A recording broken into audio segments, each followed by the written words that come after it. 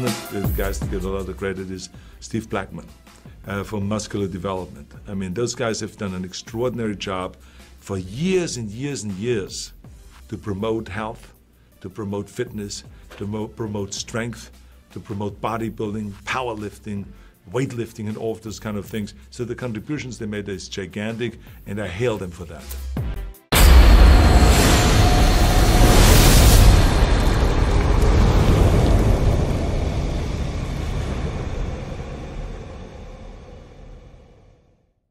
Ron Harris here from MuscularDevelopment.com with our coverage of the Arnold Classic weekend here in Columbus, Ohio. Brought to you by High Tech Pharmaceuticals. I'm here with, she already was the two-time reigning Olympia champion in figure. Now, Cydney Gillon can add to that, Arnold Classic figure international champion. Congratulations, Cydney. Thank you. It's an honor to be here, and this is the win that I really, really wanted.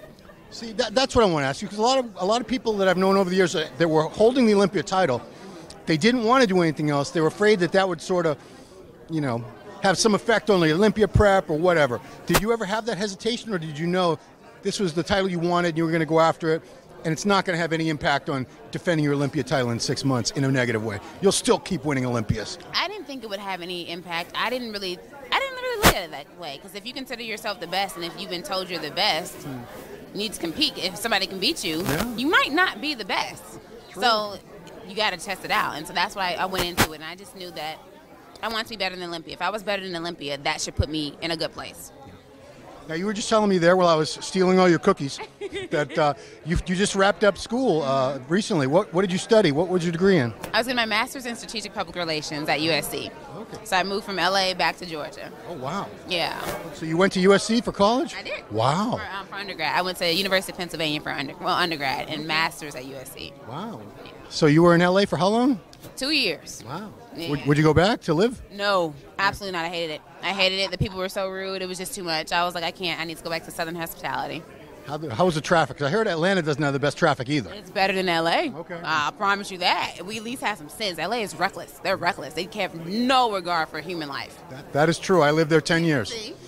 Guy behind the camera knows what I'm talking about. He lives there. I can see the LA vibe on you, but you look nice though. So was your prep any different for this, or is your prep always consistent no matter what the show is or what time of year? Well, I prep year-round. So basically I'll have my cheat meal today, and I'll be back on prep tomorrow, getting ready for the Olympia. So I keep it going, keep the intensity high year-round, so that way I never get too far away from my goal. So if I need to jump into a show one random time, my coach is like, let's do this show, I can get ready to do it in 2 weeks.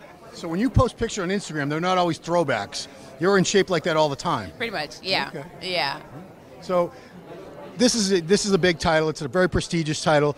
Obviously, you're probably just going to shut it down now and focus on that. You have other things going. You're also a successful posing coach, correct? Yes. How long have you been doing that? How did you get into doing that? I started posing coaching when I was about 14 or 15. Years old?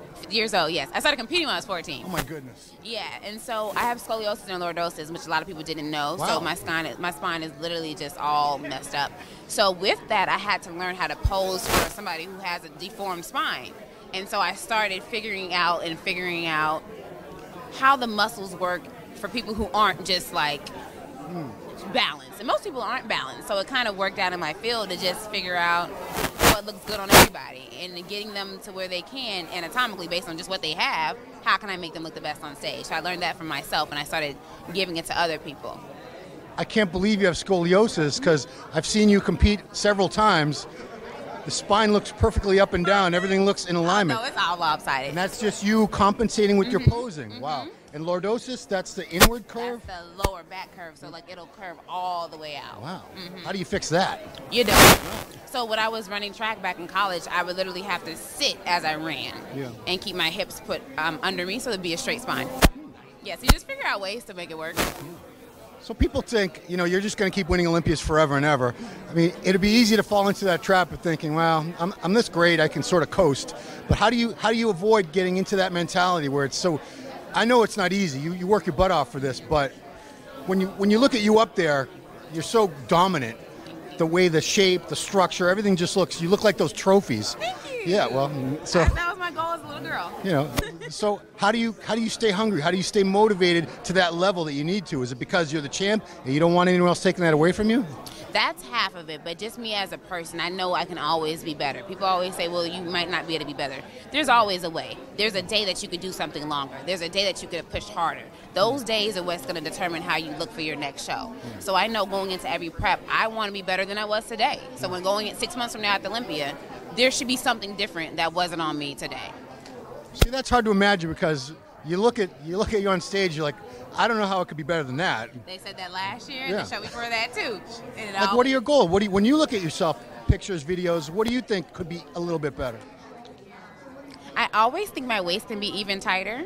Okay. I think so. We got it pretty tight this time, just to like some serious like dedication to diet, and the fact that once I got off the stage from Olympia, I got right back on a plan, so my waist never got any bigger. So it just only got smaller from my Olympia waist. So what does it measure in shape? I think I'm at a 21 right now. 21-inch waist. Okay. Well, that's crazy.